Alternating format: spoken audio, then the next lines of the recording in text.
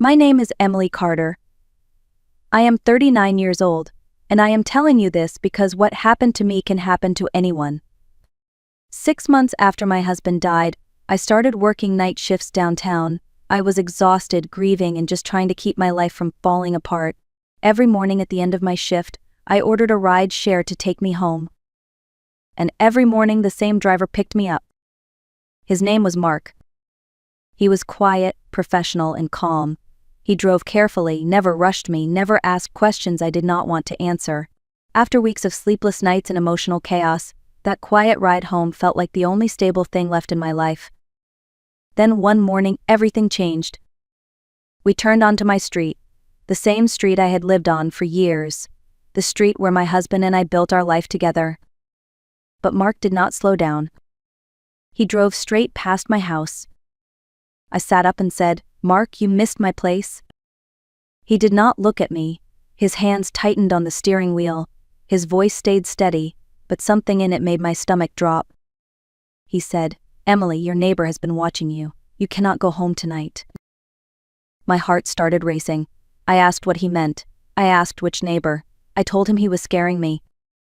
He said, "Tomorrow morning I will show you the proof, but right now I am taking you somewhere safe."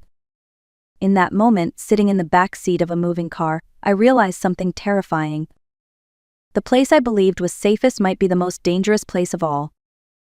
Before I continue, please like this video, subscribe to the channel, and comment below where you are watching from. I am sharing this because women everywhere need to hear it. Now let me take you back to where my life truly began to fall apart. Before all of this happened, my life was simple in the best way. My husband Daniel was my best friend. We had been married for 15 years. We were not flashy people. We liked quiet weekends, cooking at home, and talking about plans we would get to someday. Travel after retirement, maybe adoption. Growing old together in the house we bought 8 years earlier. Then one Tuesday morning, Daniel kissed me goodbye, told me he loved me, and walked out the door for work. He never came home. A heart attack. Sudden. Massive. The doctor said he probably did not feel pain. The doctor said there was nothing anyone could have done. Those words did nothing for me. After the funeral, time stopped making sense. Days blurred together. The house felt too quiet, too large, too empty. Every room held memories that hurt to touch, but I could not bring myself to leave. That house was the last place I had been truly happy. I moved through my days like a shadow. I slept poorly. I forgot things. I cried without warning. Grief does not arrive neatly. It seeps into everything. People told me I was strong. I nodded and pretended I was. But the truth was, I was barely holding myself together. I thought losing my husband was the worst thing that could ever happen to me. I believed that pain had already taken its full share. I did not yet understand how vulnerable grief can make you. And I did not know that someone had already noticed my vulnerability and decided to take advantage of it. About 2 months after the funeral, reality caught up with me. The life insurance helped, but it was not enough to cover everything long-term. The mortgage, utilities, groceries, medical bills. Grief is expensive in ways people do not talk about. I had been working part-time in medical billing, but the hours were limited and the pay was not enough. I needed something better, something stable, even if it meant sacrificing comfort and routine. That is how I ended up accepting a night shift supervisor position at a distribution center downtown. The pay was good. The hours were brutal, 10 at night until 6 in the morning, 5 nights a week. I told myself it was temporary, just until I got back on my feet. I no longer had a car. Daniel and I had only owned one. After he died, his sister needed it more than I did. 3 kids. No reliable transportation. I sold it to her for far less than it was worth because it felt like the right thing to do. That decision changed everything. Without a car, ride shares became my lifeline. Every morning after my shift, I would step outside into the cold early light and wait for a stranger to take me home. I was exhausted, emotionally drained, running on autopilot. I did not realize it then, but that version of me was exactly the kind of person predators look for. Someone tired, someone alone, someone who just wanted to get home and feel safe. Mark was not the kind of driver who tried to be memorable. He did not talk too much. He did not ask personal questions. He did not make comments about my appearance or my schedule. He simply confirmed my address, drove carefully, and wished me a good morning when we arrived. That consistency mattered more than I realized at the time. After long nights managing a warehouse floor, my nerves were shot. The quiet in Mark's car gave me space to breathe. Sometimes we talked about neutral things like traffic or weather. Sometimes I sat in silence with my eyes closed. After a few weeks, I mentioned that my husband had died. I do not know why I told him. Maybe because I was tired of pretending everything was fine. Maybe because grief makes you say things you normally keep locked away. Mark listened. He did not interrupt. He did not offer empty comfort. Then he told me his wife had passed away several years earlier. There was no dramatic conversation, no emotional exchange, just an understanding that sat quietly between us after that. What I did not know was that Mark was paying attention in ways I was not. While I was lost in my thoughts, he noticed patterns. He noticed timing. He noticed a man across the street who seemed to be watching my house a little too closely. Mark was not looking for trouble. But he was not willing to ignore it either. The neighborhood I lived in had always felt safe. Tree-lined streets, well-kept lawns, neighbors who waved and minded their own business. It was the kind of place people described as quiet and boring, and I used to think that was a good thing. The man who lived directly across from me was named Howard Blake. Mid-40s, average height. Thinning hair, nothing about him stood out. His house was a little more neglected than the others. Overgrown bushes, paint that needed attention, but nothing alarming. Before my husband died, I had only exchanged a few polite waves with him. Once he offered to help fix a fence after a storm. My husband declined. Another time he mentioned yard work. Again we said no. After the funeral, Howard came to my door with a sympathy card and flowers. He told me he was sorry for my loss, and that if I ever needed anything, I should let him know. I thanked him and closed the door. A few weeks later he knocked again. He said he noticed my gutters looked clogged. Asked if I wanted help. I told him I had it handled. He smiled and said the offer was always there. At the time I thought he was just being neighborly, maybe a little awkward, maybe lonely. Looking back now, every one of those interactions feels different. They were not random, they were calculated. He was not offering help. He was positioning himself. And while I was grieving, exhausted, and barely holding myself together, I was exactly the kind of person who did not notice what those small moments were really leading toward. For weeks my life followed the same pattern. Work through the night, ride home at sunrise, collapse into bed, repeat. And during that time I did not notice the small changes around me. A kitchen drawer slightly open when I was sure I had closed it. A picture frame angled differently than I remembered. I blamed exhaustion. I blamed grief. I told myself my mind was foggy and unreliable. I did not notice that Howard always seemed to be outside when I got home, taking out trash, checking his mailbox, standing in his driveway at 6:30 in the morning. I did not notice how his eyes followed me from the car to my front door. I did not notice how carefully he timed his movements to intersect with mine. But Mark noticed. At first he thought it was coincidence, an early riser, a bored neighbor, but something about it felt off, the repetition. The way Howard seemed more focused on my house than his own. So Mark started paying closer attention. He noticed Howard standing in an upstairs window some mornings. He noticed him watching us pull up. He noticed him lingering longer than necessary. While I was dismissing my instincts, Mark was listening to his. And that difference almost cost me everything. One Thursday morning, about 6 weeks into my new routine, my shift ended in chaos. A late shipment arrived, systems went down, tempers flared. By the time I clocked out, my body felt heavy and my mind was numb. Mark picked me up like always.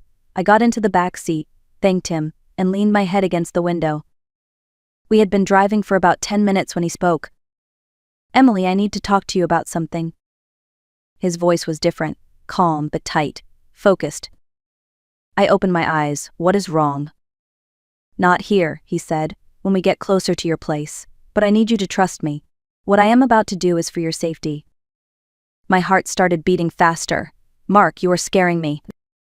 "Please trust me," he said again. The rest of the drive felt longer than usual. My thoughts raced. Had there been a break-in? Was there police activity on my street? Was something wrong with my house? Then we turned onto my road. The familiar houses passed by, the same trees, the same driveways. And Mark did not slow down. He drove straight past my house. "Mark," I said sharply, "you missed my place." "I know," he replied. "Your neighbor has been watching you. You cannot go home tonight." My chest tightened. "What are you talking about? Which neighbor?" "The man across from you," he said. "Howard Blake. I have been noticing things for the past 2 weeks. And this morning I saw enough to know you are not safe." I felt dizzy. My hands started shaking. Mark took a turn away from my street and said quietly, "I am taking you somewhere safe. We will talk there, and tomorrow morning I will show you proof." In that moment I realized something terrifying. The routine I trusted had just been shattered, and the place I was desperate to get back to was no longer safe. Mark drove to a 24-hour diner a few miles away. One of those places with bright lights, vinyl booths, and the feeling that nothing bad can happen because someone is always awake. He parked the car and turned to face me. "I know this sounds unbelievable," he said. "I know you might think I am overreacting. But I promise you, Emily, I would not scare you like this without being sure." "Show me," I said. My voice was barely steady. Mark unlocked his phone and handed it to me. The photo gallery was already open. "I am going to get us a booth and some coffee," he said. "Take your time. When you are ready, come inside." He stepped out of the car, leaving me alone with his phone and a silence that felt too loud. The first photo showed my house in the early morning light. Then I saw him. Howard. He was standing in the upstairs window of his house, directly across from mine. I swiped to the next image. It was zoomed in. He was holding binoculars, pointed straight at my living room. My stomach dropped. I scrolled again. A photo of Howard at my mailbox. Another zoomed-in shot showed him sorting through my mail. Next photo. Howard walking up to my front door while the house was dark. His head turned slightly, like he was checking to see if anyone was watching. Another image showed him standing in his yard with a camera. Not a phone, a camera with a long lens. My hands started shaking as I kept scrolling. Then I saw the video. The timestamp was from that morning. Howard walked out of his house, looked around, crossed the street, and walked up to my front door. I watched in horror as he pulled a key from his pocket. My key. He unlocked my door and went inside my house. The video continued for several minutes. Then he came back out, locked the door behind him, and returned to his home like nothing had happened. My vision blurred. I dropped the phone onto the seat and opened the car door just in time to be sick in the parking lot. When I finally stumbled into the diner, Mark was waiting in a corner booth with 2 cups of coffee. I slid into the seat across from him and whispered, "He has a key to my house." Mark nodded slowly. And then he said something that made my blood run cold. "This morning I think he went upstairs. I think he may have put something inside your home. Cameras, recording devices." In that moment I understood that my house was not just being watched. It had already been violated. Mark did not let me go home. He drove me straight to a small hotel a few miles away. Nothing fancy. Clean, quiet, safe. He paid for the room and walked me to the door, making sure the lock worked before he left. He told me to keep the lights on, keep my phone charged, and call him if I needed anything. I nodded, but I do not remember saying much. My body was moving, but my mind was somewhere else. Inside that hotel room, everything came crashing down. I sat on the edge of the bed, fully dressed, lights blazing, heart racing at every sound from the hallway. I kept replaying the video in my head. The key. The door opening. The man walking into my home like it belonged to him. I did not sleep, not even for a minute. I searched Mark online because fear makes you question everything. His driver profile. Hundreds of 5-star reviews, years of driving, no red flags. Then I searched Howard. Divorced, IT job downtown, no criminal record. Just a normal man. And that terrified me more than anything else. Because if Mark had not been paying attention, if he had not cared enough to notice patterns and collect proof, I would have walked into my house that morning. I would have showered, changed clothes, and gone to bed, completely unaware that someone had already been inside my home. Someone who knew my schedule. Someone who had a key. and I realized something that made my chest tighten. If I had gone home that morning, I might not be here telling this story now. Morning came slowly. When the sky finally began to lighten, I felt like I had aged years overnight. At 7 sharp, I called Mark. He answered immediately and told me he was on his way. We drove to the police station in silence. I kept my hands folded in my lap because they would not stop shaking. At the front desk, we asked to speak to someone about stalking and unlawful entry. We were taken to a small interview room where a detective named Laura Mitchell introduced herself. She had calm eyes and a steady voice, the kind that made you feel like she had seen worse and survived it. Mark explained everything. Slowly. Clearly, he showed her the photos and videos on his phone, walking her through the timeline of what he had noticed and when. Detective Mitchell watched without interrupting. When she saw the video of Howard unlocking my door with a key, her expression changed. She excused herself and returned with another officer. "Emily," she said carefully, "this is extremely serious. This is criminal stalking, unlawful entry, and illegal surveillance.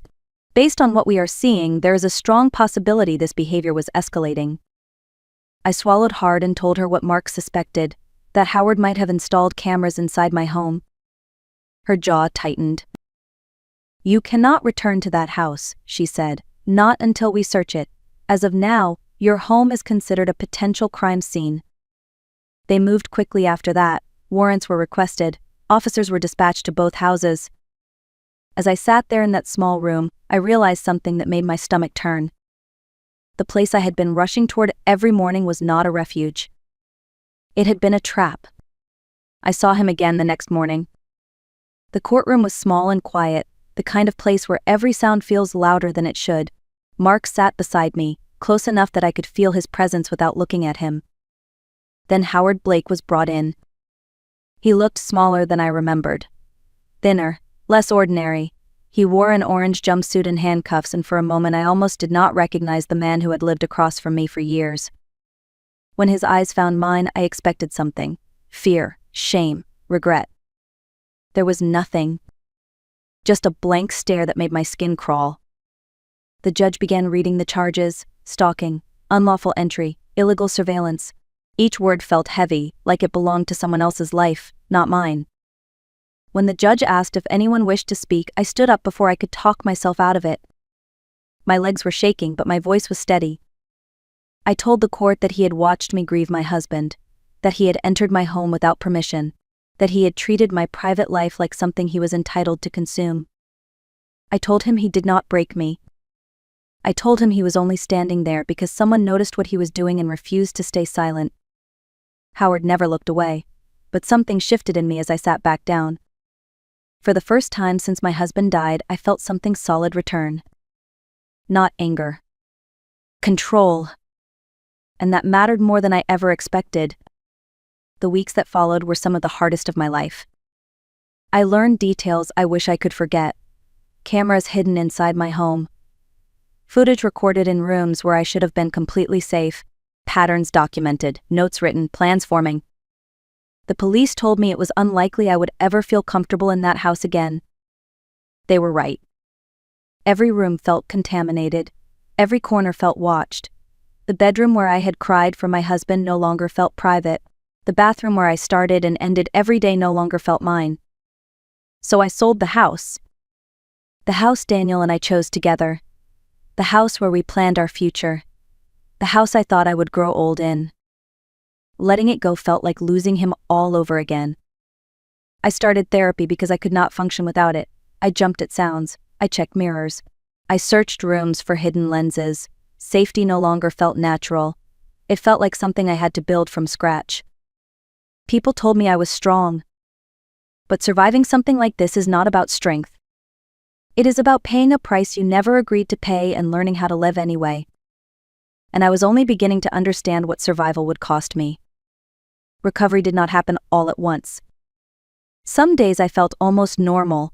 Other days I could not leave my apartment without checking the hallway twice. Healing came in uneven steps, forward and back, never in a straight line. What surprised me was what happened after the worst of the fear settled. I realized I did not want what happened to me to end with me. The detective connected me with a local support group for stalking victims. I went to my first meeting shaking, convinced I would not be able to speak. But when I listened to other women share their stories, I understood something powerful. I was not alone, and neither were they. I started helping in small ways, sharing what I had learned about hidden cameras, explaining how predators escalate slowly, teaching women how to trust that quiet feeling in their chest that says something is wrong. Mark stayed in my life too, not as a hero or a savior, but as a steady presence. Coffee conversations, check-in messages, proof that some people notice and choose to care. Helping others did not erase what happened to me, but it changed how I carried it. My story stopped being just a wound. It became a warning. And in a strange way, that gave the pain a purpose I never expected. I was no longer just surviving. I was using what I survived to protect someone else. Today, when I look back on everything that happened, one truth stands out above all others. Danger does not always announce itself. It does not always come from strangers in dark places. Sometimes it comes from someone who waves at you across the street, someone who offers help, someone who blends in so well that you never think to question them. If there is one thing I want you to remember from my story, it is this. If something feels off, do not ignore it. But do not explain it away. Do not tell yourself you are being dramatic. Your instincts exist to protect you, even when you cannot yet explain what they are warning you about. Pay attention to patterns. Someone who always knows your schedule, someone who appears a little too often, someone whose kindness feels intrusive instead of comforting. And if you ever feel unsafe in your own home, do not face it alone. Reach out, call the police. Stay with someone you trust. Safety is not something you should ever feel guilty for choosing.